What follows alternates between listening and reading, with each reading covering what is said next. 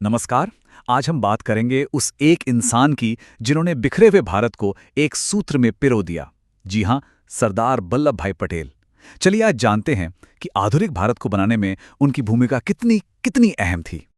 जरा सोचिए, 1947 में जब भारत आजाद हुआ तो सबसे बड़ी चुनौती क्या थी? ये आंकड़ा देखिए, लगभग 565 रियासतें। ये अपने आप में छोटे बड़े राज्य थे। हर एक का अपना राजा, अपना कानून, अपना सिस्टम। तो सबसे बड़ा सवाल यही था कि क्या भारत एक देश बन पाएगा या फिर इन रियासतों की वजह से कई टुकड़ों में बिखर जाएगा। और ये सिर्फ एक डर नहीं था, ये एक हकीकत थी जो दरवाजे पर दस्तक दे रही थी। और इसी नामुमकिन सी चुनौती को मुमकिन करने का बीड़ा उठाया सरदार पटेल ने। उनके इसी फौलादी इरादे, इसे मजबूत संकल्प की वजह से उन्हें एक नाम मिला जो आज भी हम सब जानते हैं, भारत के लौह पुरुष। लौह पुरुष ये सिर्फ एक टाइटल नहीं था, ये उनके पूरे कैरेक्टर को दिखाता है। ये उस ताकत, उस दृढ़ निश्चय की बात करता है जिसके दम पर उन्होंने एक बहुत बड़े खतरे से देश को बचाया और एक अखंड राष्ट्र बनाया।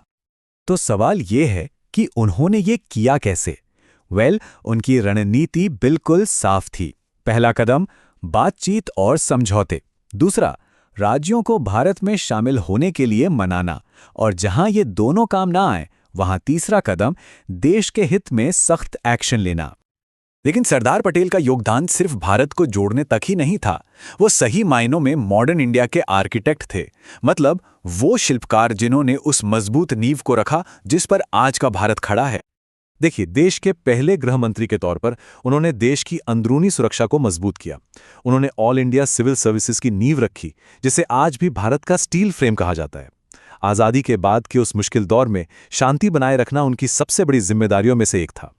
अब जरा इस फर्क को देखिए।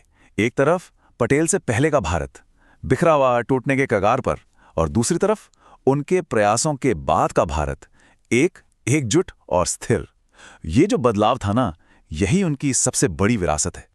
राजनीतिक एकता के साथ साथ सरदार पटेल का एक और बहुत बड़ा सपना था, एक ऐसा भारत जो आर्थिक रूप से आत्मनिर्भर हो। उन्होंने सिर्फ देश की सरहदों को नहीं जोड़ा, बल्कि देश के लोगों को भी मजबूत बनाने की नींव रखी। उनका आर्थिक विजन 3 मजबूत पिलर्स पर टिका था। उन्होंने सहकारी आंदोलन को बढ़ावा दिया, जिससे किसान आत्मनिर्भर बन सकें। उन्होंने महिलाओं के सशक्तिकरण पर भी जोर दिया, क्योंकि वो जानते थे कि देश तभी आगे बढ़ेगा जब उसका हर नागरिक सशक्त होगा।